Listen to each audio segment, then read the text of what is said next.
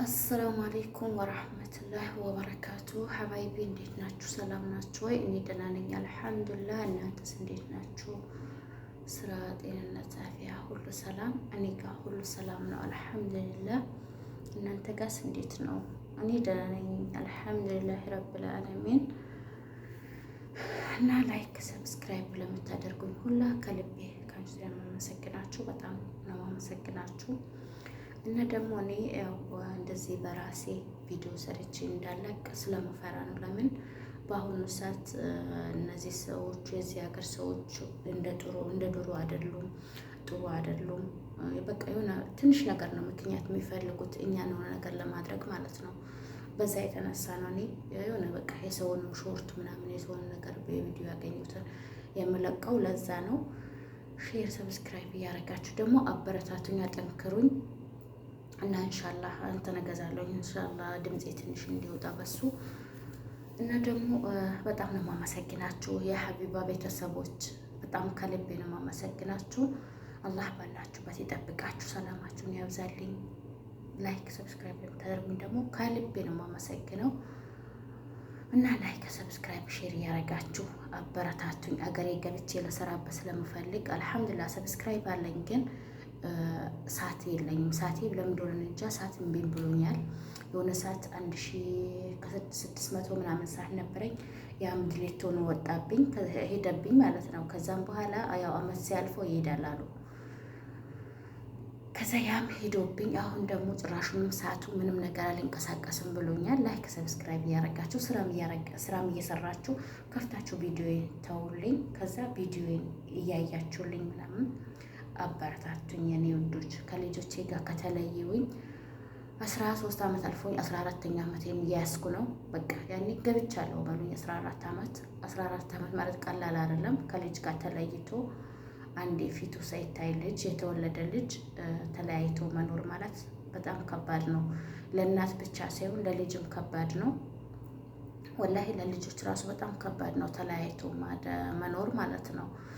ግን ያው ነገ ገባለሁ ከነገ ወዲያ እገባለሁኝ፣ ባይሳካልኝም እገባለሁኝ። እዛ ቆሎም ቆልቼ በልቼ እኖራለሁኝ ይባላል። ግን ወላሂ የሆነ በቃ ልክ እሺ እሄዳለሁ ብላችሁ ራሳችሁን ለመግፋት ስትነሱ ሚይዛችሁ ነገር አለ ታውቃላችሁ። እና እኔ እንደዛው ነኝ። በቃ እገባለሁኝ ካልኩኝ 3 ዓመት አልፎኛል። እገባለሁ ካልኩ ማለት ነው። ግን ያው ሞልቶልኝም አይደለም እገባው፣ ተሳክቶልኝም አይደለም እገባው። ለልጆቼ በቃኝ የሚል ነገር አድርጌ አይደለም የምገባው።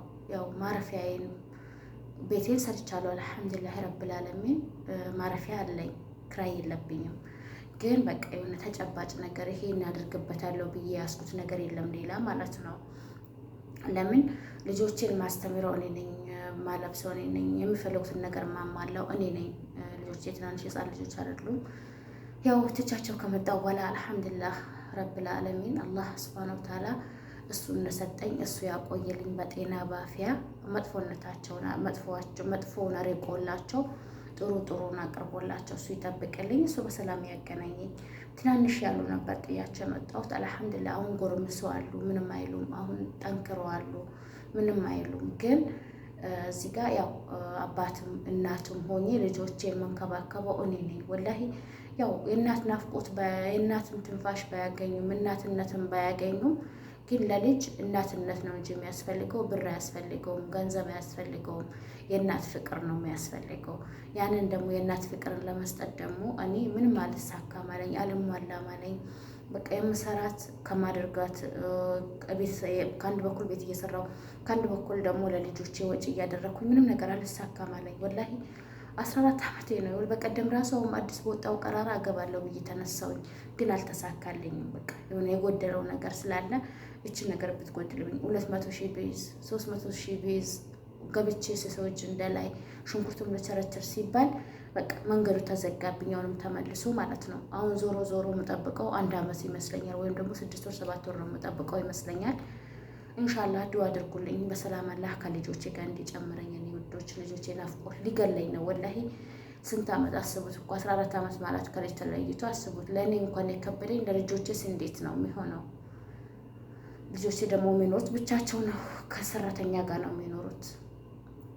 እና በጣም ነው የሚያሳዝነው። በጣም እናት የለኝም፣ እናቴን ልጅና ልጆቼን ይልኝ እንድላት፣ እናት የለኝም፣ እናቴን ጠብቅልኝ ልጆቼን እንድላት። አለይኩም ወራህመቱላሂ ወበረካቱ። ይወለ እንግዲህ ትራሽ ጨርቃሽ ባዘሽኝ እንትን መሰረት እንጂሽ ማሻአላህ በይ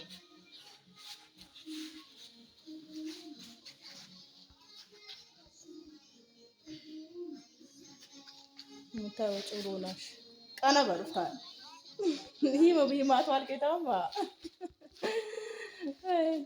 እና ሱፍራሽ ደግሞ ይኸው ይታይ የሚግብኒ የእንትን የሲኒ ደግሞ ይታኒ እና ልልሽ ደግሞ ባለፈይ ቦራ ቤት ላመጪ ቀለግዝ ቀፈባት ቢያፈት የግዝንቴ የእንትን ይበሉትን የማይ ማይ እንትን ባትቀል እንተ ሰው ልልሻ እንሻንት ጃኩ ብለሻው እና ወልታኒ እንጂሽ ማሻአላህ ወላይ ይሄ የማይኒ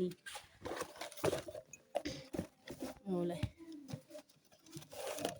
ወላይ ያ ጥቢያን የሲኒ ደግሞ ያው ሲኒ ወነኒ ባሽኛሽ ልምቡት ሲል ባሽኛሽ ሻይ ደግሞ ሻይ ለእንትኑ ደግሞ ወላይ ወላይ አይነክ ምን እንጂ አይነክ እንጂ እና ማሻአላህ ቲባሽ ያውደችን እንትኒ ደግሞ ለአይር እንትን እናሬ ብርሃን እናሬ እንትናሽ ወላይ የወልታንት የበደሪንት እተቴ በሎትን የወልታንት እናንተነት በነቀለው ደግሞ ያስጠላን። ይሄ የእንትን ያኩዝረጋናን በልዳለ ይታይ አንን ሆነ ይዳነ ህነት ሽቅባሶት ይሄ ደግሞ ያስጠላል እና የቃይድ ጉባል እና ወልታይ ታን ይመስላል ለሻው